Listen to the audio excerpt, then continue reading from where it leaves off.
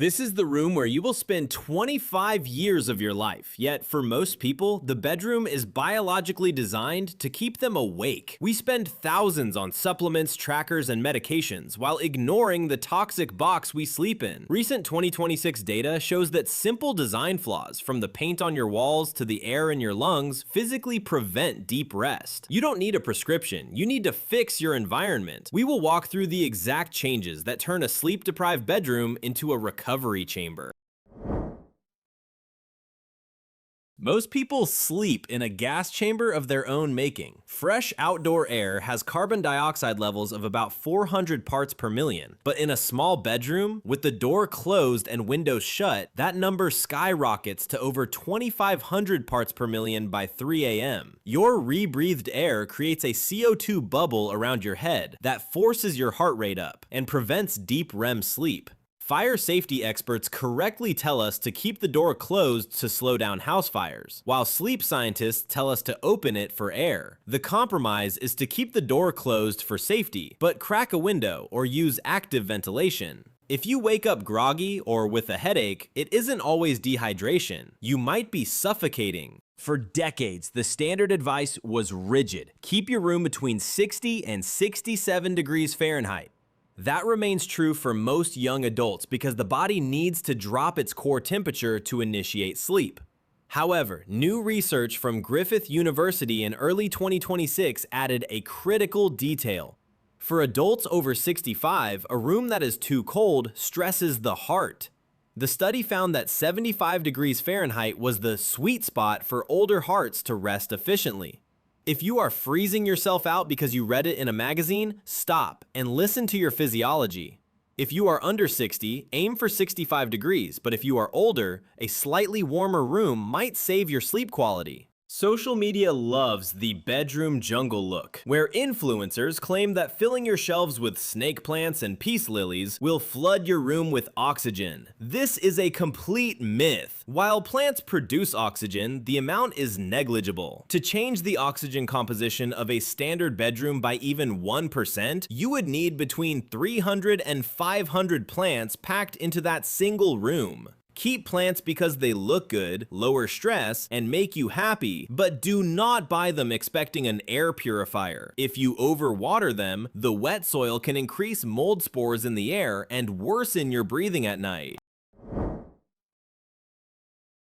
Your wall color communicates directly with your brain. While you might love a dramatic purple or red aesthetic, these colors have the longest wavelengths on the visible spectrum. Psychologically, they signal danger, excitement, and alertness. Studies consistently show that people sleeping in purple rooms report more vivid nightmares and groggier mornings because it stimulates the subconscious even in dim light. The winners are always blue, moss green, and cool beige because these colors mimic the sky and nature, signaling the parasympathetic nervous system to calm down. If you can't repaint, change your bedding because a massive red duvet cover is a visual caffeine shot that hits your eyes the moment you walk in the room.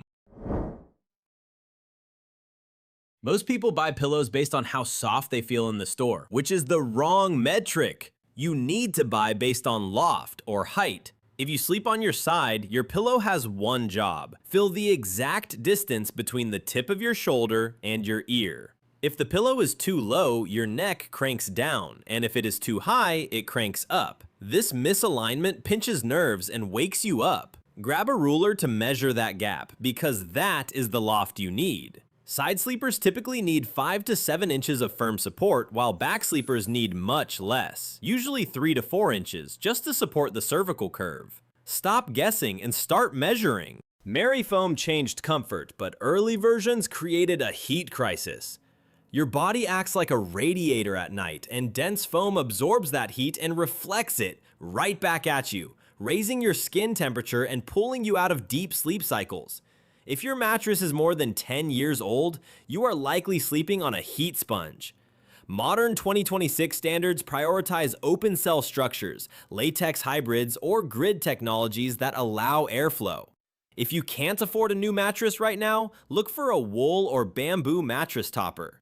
These natural fibers breathe significantly better than synthetic foams and act as a thermal shield between you and a hot mattress. Your eyes might be closed when you sleep, but they are open when you fall asleep and the second you wake up. A pile of laundry, a stack of unread books, or a cluttered nightstand creates visual noise. The brain registers each item as a task to be completed, which spikes cortisol levels right before bed and delays melatonin production. You don't need to be a minimalist monk, but you do need a landing strip. Keep the areas directly visible from your pillow completely clear. If the last thing you see is chaos, your sleep will be shallow, but if the first thing you see is order, your day starts with control. Evolutionary psychology plays a massive role in how safe you feel, as we still carry the instincts of our ancestors who slept in caves.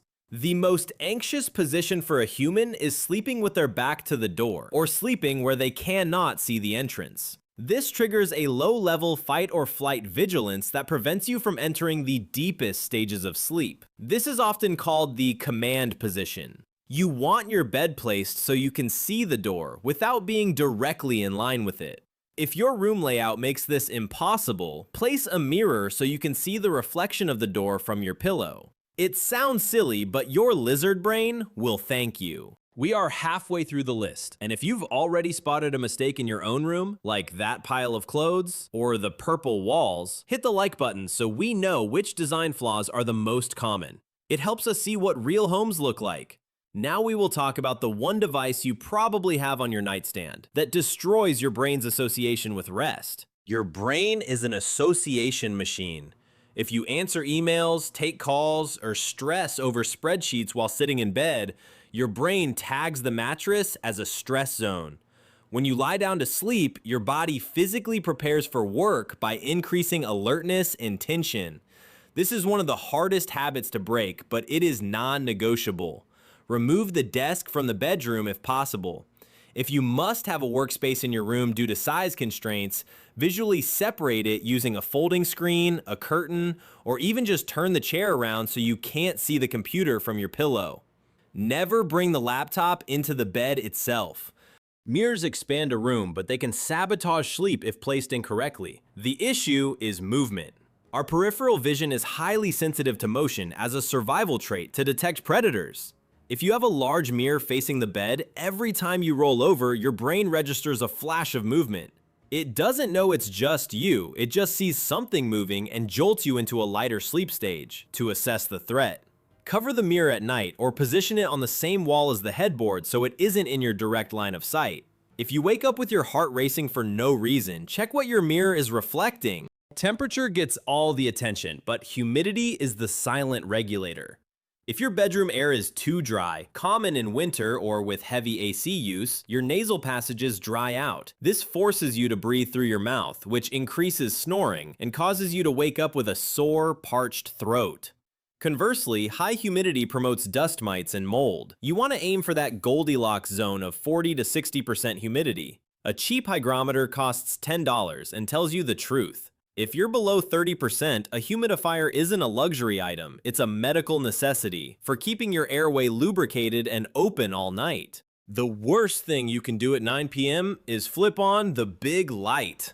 Most bedrooms have a central overhead fixture that blasts the room with bright, flat light, mimicking the sun at noon, which signals your pineal gland to suppress melatonin production immediately. You are telling your body it is midday right before you try to sleep.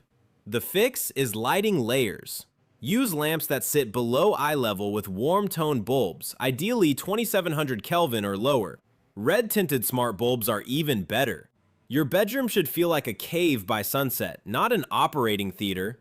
If you can see the dust in the carpet, the lights are too bright. You might have bought sheets that said microfiber or brushed soft touch because they were cheap and felt smooth. Check the tag, and if it says 100% polyester, throw them out. Polyester is a plastic-based fabric that traps moisture and heat against your skin. You sweat, the sweat has nowhere to go, and you wake up clammy. Natural fibers are not just a snobby preference, they are functional gear. Cotton, linen, bamboo, and tencel allow moisture to wick away from your body. Linen, in particular, can absorb 20% of its weight in moisture before feeling damp. Quality sheets are heat regulation tools, while plastic sheets are sweat bags. Turn off the lights in your room tonight and wait 5 minutes for your eyes to adjust. Look around at the TV standby light, the humidifier LED, the power strip switch, and the charging block. We live in a galaxy of artificial red and blue dots, and even with your eyes closed, this ambient light can penetrate your eyelids and disrupt sleep depth. It is light pollution on a micro scale. The solution is a roll of black electrical tape, or dimming stickers. Go around and cover every single artificial light source until your room is pitch black. If you can see your hand in front of your face, it isn't dark enough. Wall-to-wall carpeting in a bedroom is a hygiene nightmare. Every night you shed dead skin cells and hair, and in a carpeted room, this debris gets trapped in the fibers, feeding dust mites that produce waste. You then inhale this mix for 8 hours, so if you wake up congested, your floor is likely the suspect. Hardwood or tile is superior because you can actually clean it. If you are stuck with carpet, you need a vacuum with a HEPA filter, and you need to use it twice a week rather than once a month. Don't let your bedroom floor become a biological hazard zone. The design mistake here isn't the alarm clock itself, it is where you put it. If your phone or alarm is within arm's reach, you are failing by design. The act of hitting snooze is one of the worst things you can do for your heart and brain because it fragments your sleep and starts your day with a cycle of stress hormones. Move the charging station across the room so you physically have to stand up and walk to turn it off. Once your feet hit the floor, the battle is won. Stop designing your room to make staying in bed easy, and instead design it to make waking up inevitable. Silence is actually hard to sleep in. In a perfectly silent room, a car door slamming 3 blocks away sounds like a gunshot because your brain stays on high alert for these sudden spikes in decibels. This is why white noise works, not because the sound is soothing, but because it raises the baseline of noise in the room and smooths out the spikes.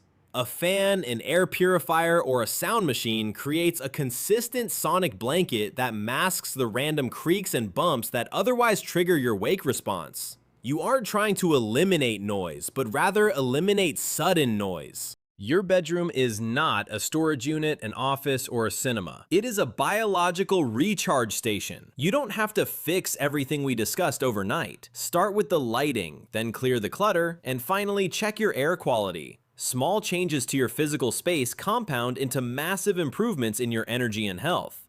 If you found even one of these tips helpful, subscribe to the channel so we can keep improving your life together. Fix your room and you fix your sleep. I'll see you in the next video.